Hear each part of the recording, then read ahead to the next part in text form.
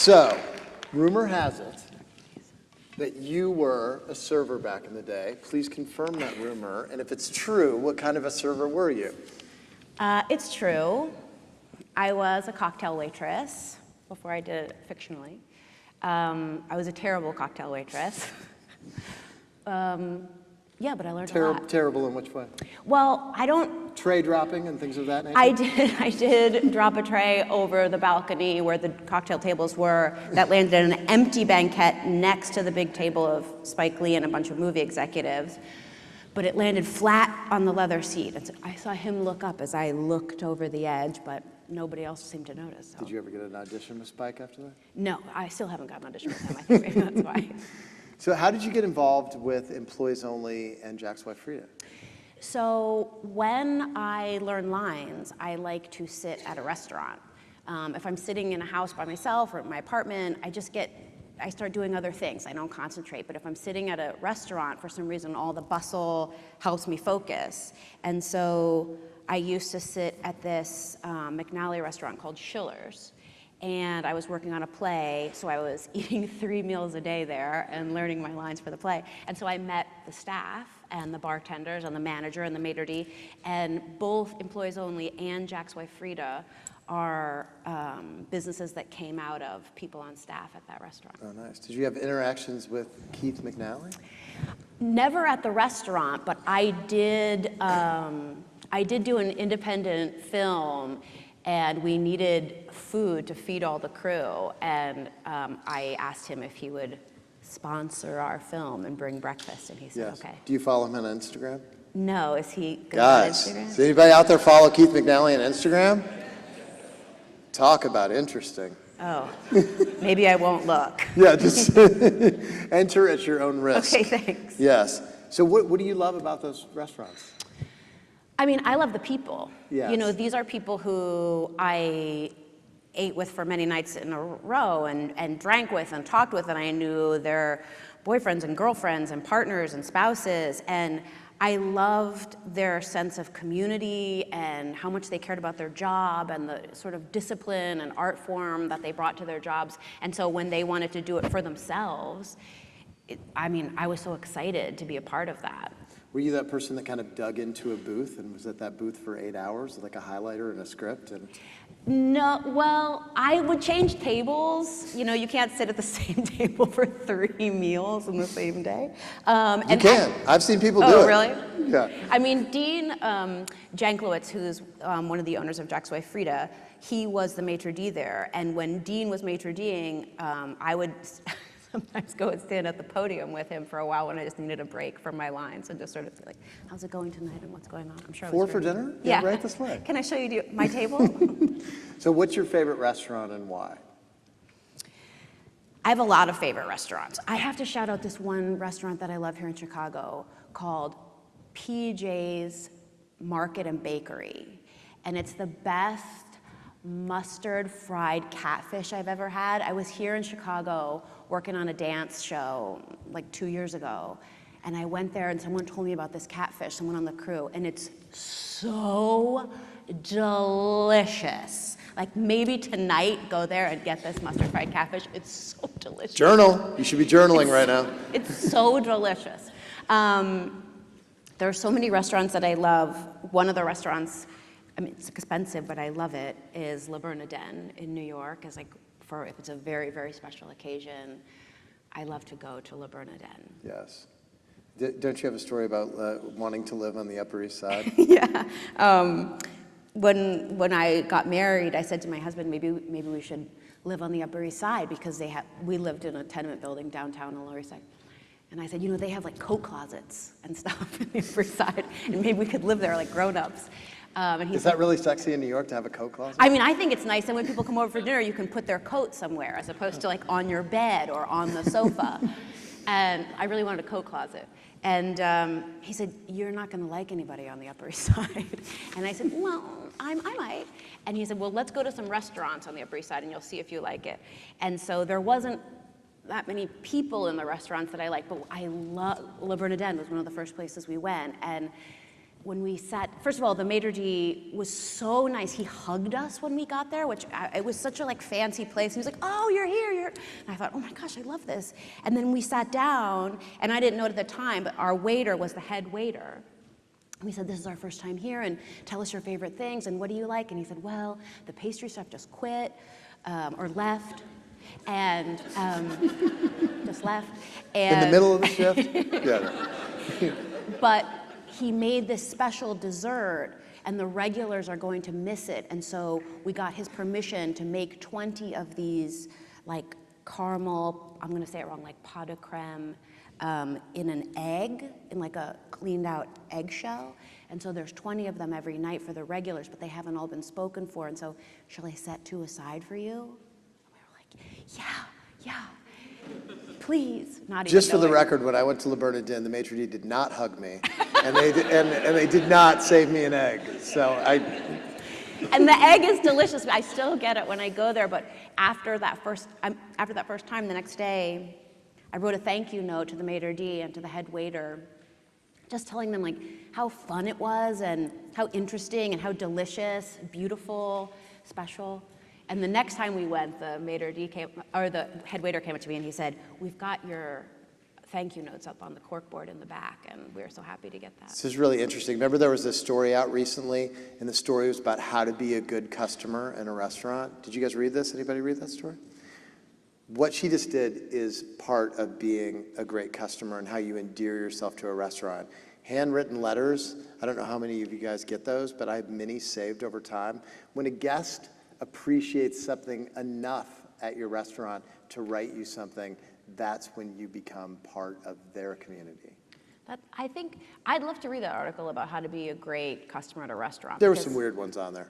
It was like, it was like, you What were the weird know, ones? change tables if you don't like your table. And I was like, whoa, hold on a second. They might have a plan for the evening about where everybody's What are going you to guys? sit. What are you guys doing to us? This is gonna fuck things up really bad. Hold on, just slow your roll. I'm going to read that. You have to send I'll that to send me. it to Okay. you. I'll send it to you. So, is there anything you learned in restaurants that you then took with you to a movie set or a TV set? Yeah, a lot. I think kind of the freedom that comes from discipline. I saw that in the restaurant business, and I really see that on a movie set. You have to have this real tight order of how things are done in order to get free.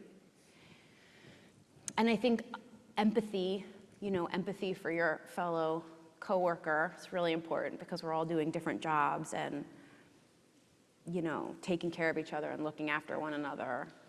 Oh, and I read this Bourdain quote that, I love Bourdain, and I read this quote that he said, I don't know if this is true, but he said, a cook is happiest or most satisfied, he said, when they make a perfect plate, a delicious plate, and they're taking it out to the pass, just before they give it to the pass when it's going to the dining room. That's when they're most satisfied. Not when the customer says, "That was great," but when they're just letting it go. And I thought, oh, that's just like acting.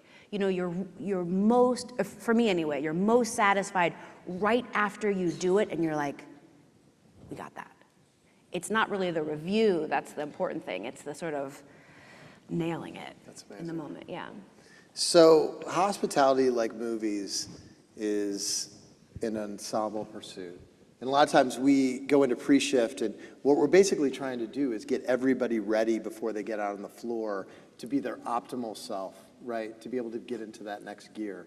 So how does that work like on a movie? Have you had directors that, that really set you up to give a great performance? And conversely, has there been oppressive sets Total, that maybe of course. don't get the best out of you? I've seen, like, sometimes when you're in a restaurant, if you're getting like an early drink, you see them do that, the talk. What do you call that talk? Where you like talk to everybody to like, this is how tonight's gonna go. Pre-shift. Pre-shift. Pre-service, pre-shift. I like Yeah. those talks. Like I'm kind of like, what are you saying? Because I'm interested in how you sort of coalesce the group. How do you like to get everybody on the same page for tonight? One time I was working on a job in Hong Kong, and when I got to set that morning, they had set up a table, and the crew was going to pray for safety before we started. And I said, oh, can I pray with you? And they're like, sure. And the cinematographer and the director came over. And the director, when we finished, he said, this is so smart. Like, what we're all gonna focus on at the very beginning is our safety. And he said, let's do this every day. And so we would pray for safety together with the crew. And I thought, that is really cool. I think pre-service can probably be used in a lot of businesses, not just restaurants. Of course. I remember watching a video of Quincy Jones talking to all the singers before they did We Are the World. And he said, before we rehearse and we do all this stuff, let's have some context for who we're saving. And it probably made them sing better. Yeah, you're all on the same page. You're all on the same page. So I don't know how much discussion of that happens on movie sets when you're on there. There's not usually a group talk unless it's for safety. When you're gonna do a really dangerous stunt, the first AD calls everybody to the floor, all departments, everybody who's there, so that we can talk about how this is gonna go, what to expect, and how to stay safe. And Piper, when you dance on this bar and try to sing let's all and get drink on the at same page so we don't time, fall off the bar. Let's make sure you don't fall off the bar. Have you fallen off the bar before? I fell off that bar, that Coyote Ugly bar. I fell off. We would pour Coca-Cola on the bar the night before we would dance on it, like just at Rap, nice and tacky. You'd actually hear the shoes when you did it? You couldn't hear the shoes over the music, but you'd had a better chance of not falling off the bar if it was just a little sticky. You don't want to dance on a clean bar. Have you seen the show Platonic yet? I saw the pilot. Has anybody seen the show Platonic yet? Seth Rogen, Rose Byrne? You know that Seth Rogen does the Coyote Ugly dance in it.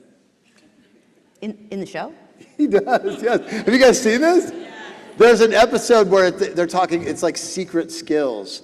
And at the beginning, they're basically saying, do you have a secret skill? And then one person would do one, and then another person would do one.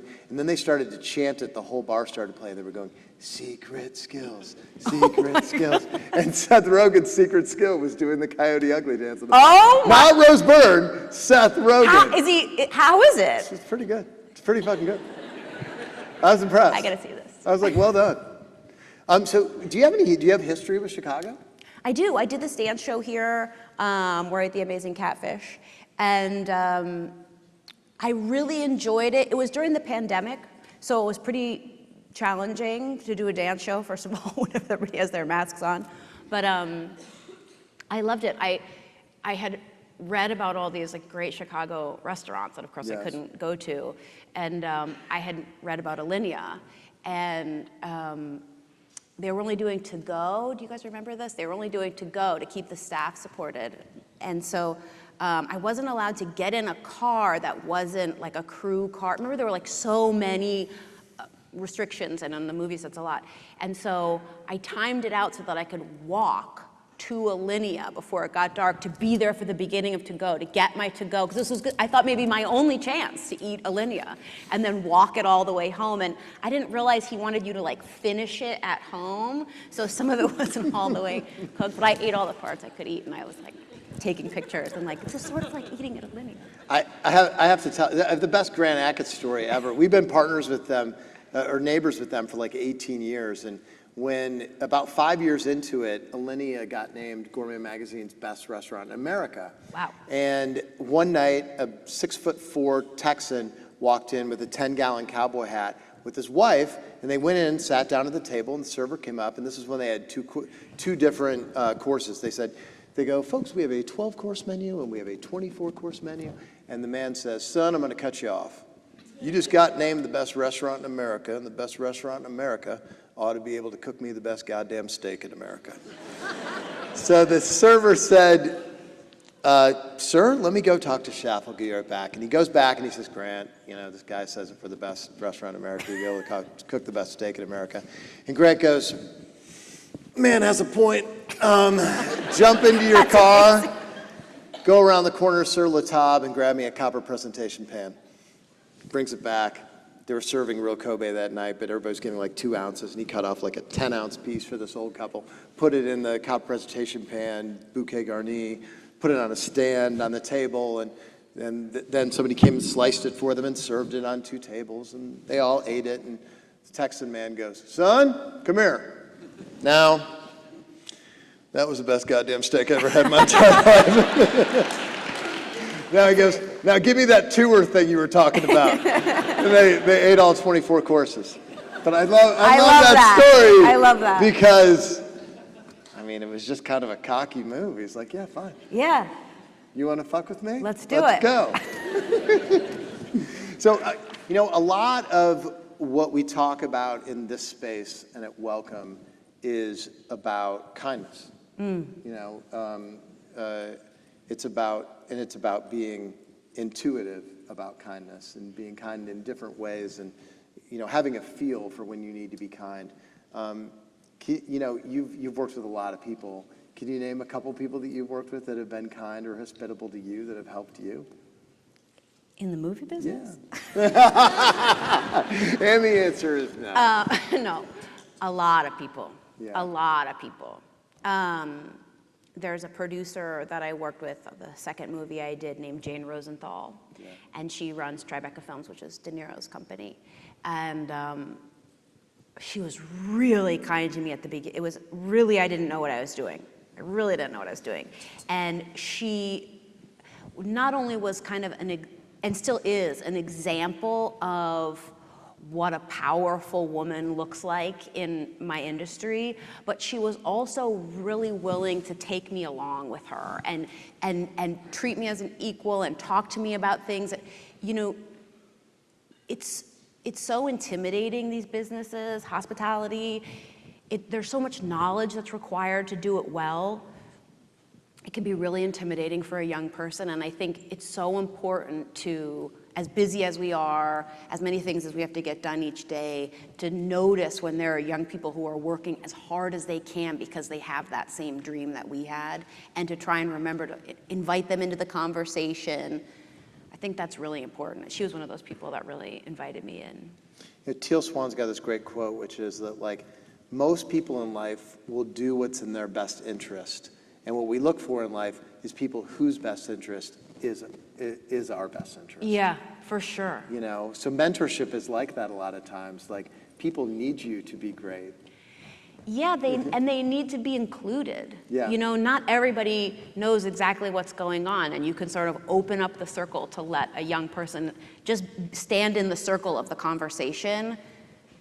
They're going to learn a lot that way. What's really fun or great about the Yellowstone set that we might not know? Well, there's a lot of great fun things about it, especially if you like horseback riding. But one of the great things about the Yellowstone set is the food. Gator, who is craft services in real life, also plays John Dutton's chef in the show. And I have, weirdly, a lot of scenes with Gator because my character is a vegan, which is confounding for that family. I love that part. But it's the only department on Yellowstone that doesn't have a budget. So Gator can cook whatever he wants. You mean unlimited budget? I mean unlimited, like once. More 82 mouton. Once there was and you know, a crew really works on their stomach. If you feed a crew well, they just work so much happier. And there was once we were. Or they'll go to sleep. Well, there's nowhere to lay down. I mean, the dirt, that's it. We were working in this canyon where you couldn't bring equipment down because it was like protected, and we were in this sanctuary place. And Gator piled these trays of smoked turkey legs, and him and his team carried these trays of smoked turkey legs down into this canyon, and was just each guy and woman on the crew, the camera department, the grips, electric, could help themselves to a smoked turkey leg while they're setting up the shot. It was so Yellowstone. A lot of us that work in restaurants find all the time that, you know, everybody's got a different style of working. And sometimes you encounter somebody who just gets there in a different way than you do, and sometimes that can be difficult. Has there been people who have methods that are different than you, but you still find togetherness in some way? Yeah, the actors especially, you know, we come from different sort of schools. Yeah. I mean, like chefs. You work with Christian Bale, right? Yeah, and I worked with Christian Bale, who's such a good actor, but he's very in his character. He doesn't come out.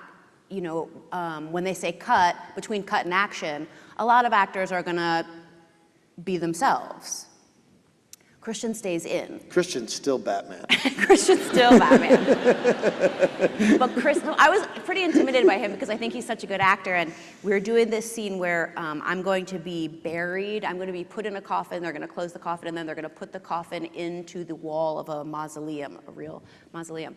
And I was a little bit like, Like, I hadn't really thought about it until I climbed into the coffin, like, this is going to be terrifying.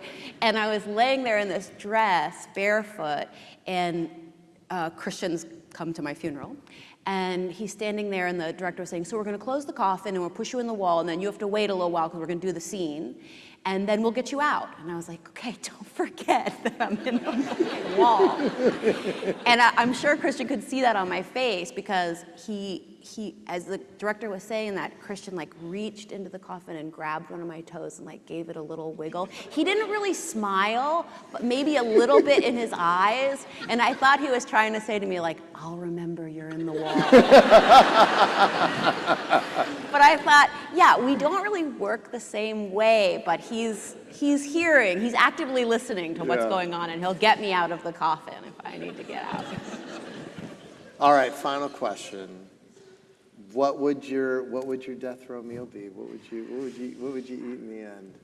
Is it one thing? Is it a multi-course? You know, I was talking to my dad this afternoon before I came over here, and my dad's getting ready to like throw this college reunion party. And I said, what are you gonna make? And he said, oh, you know what I'm thinking of making? Charred vegetable and pot roast sandwiches. And he has this huge like black cast iron things that he does this charred vegetables and pot roast in, and then my mother makes homemade rolls, and you can like stuff as much pot roast and charred vegetables on, and then squish the roll like with a cold beer. I think that's what I'd want. That sounds pretty good. Yeah. Probably fuck in the butter with that, right, Sam? That was a callback from before. All right. Okay. Tell me after. That was fun. So fun. Ladies and gentlemen, please thank Piper Perabo.